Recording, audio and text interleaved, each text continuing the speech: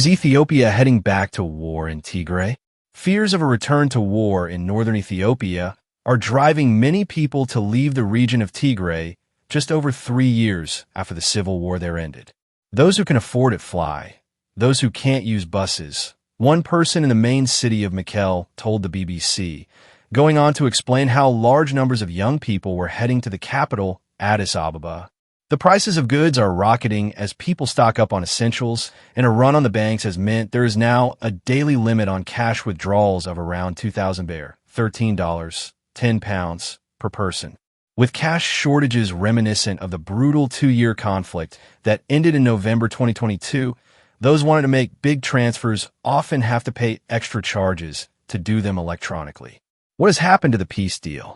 The civil war between the Ethiopian government and the Tigray People's Liberation Front, TPLF, saw an estimated 600,000 people killed, according to an envoy from the African Union, EU, and the region driven to the precipice of famine. So great fanfare and relief greeted the agreement that was brokered by the AU in November 2022. After it was signed in South Africa's capital, Pretoria, the guns were silenced. Basic services were restored and normality began to return to Tigray. However, fears were immediately raised over the absence of 2 of the warring parties from the signing ceremony. Eritrea, which borders Tigray to the north. Its forces had fought alongside the Ethiopian army for control of the region. Amhara, a region which neighbors Tigray to the west, and whose fighters also fought on the side of the Ethiopian army. In the early weeks of the war, they seized land in the agriculturally rich area of western Tigray, which remains a source of dispute. The Ethiopian government has since fallen out with both its former ally Eritrea and the armed militias from Amhara. And as the country heads toward elections in June, the government has also been at loggerheads with the TPLF over the failure to resolve the future of disputed areas in Tigray, like those occupied by Amhara forces. It has all led to widespread distrust and means the Pretoria Accord is unraveling fast. How have things escalated? There have been reports of a troop mobilization in the north of Ethiopia, and the UN has since described the situation in the region as highly volatile.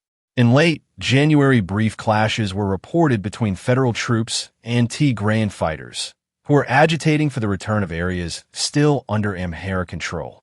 Drone strikes hit the region, and flights to Tigrayan cities were suspended for nearly a week.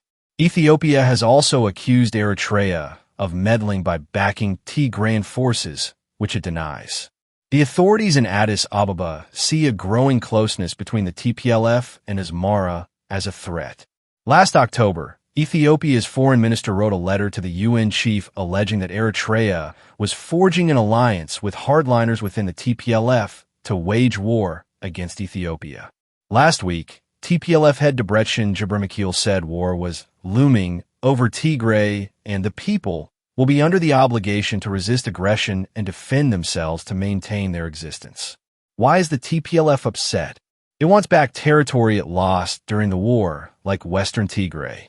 Around 1 million people fled that area during the conflict and have been living in poor conditions in makeshift camps throughout Tigray.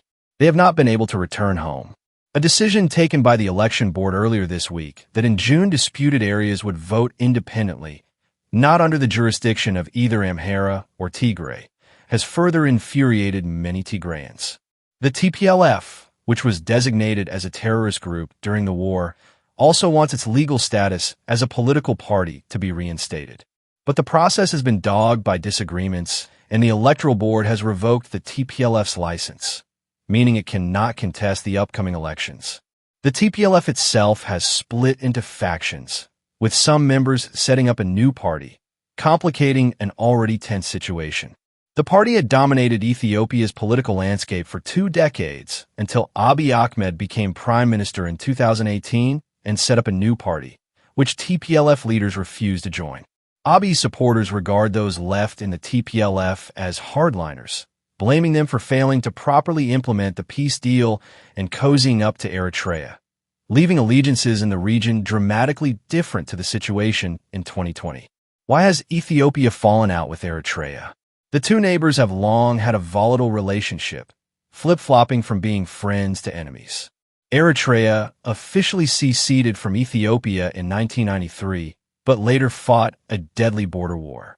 In fact, Abiy won the Nobel Peace Prize in 2019 for ending the 20-year military stalemate with Eritrea that followed. But friendly relations further forged during the Tigray War have given way to a war of words over the Red Sea.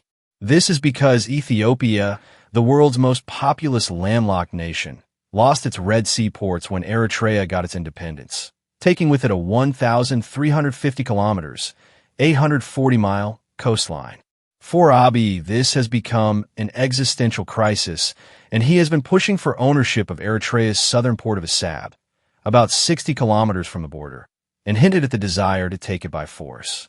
The Red Sea and Ethiopia cannot remain separated forever, Abiy said during a recent parliamentary address.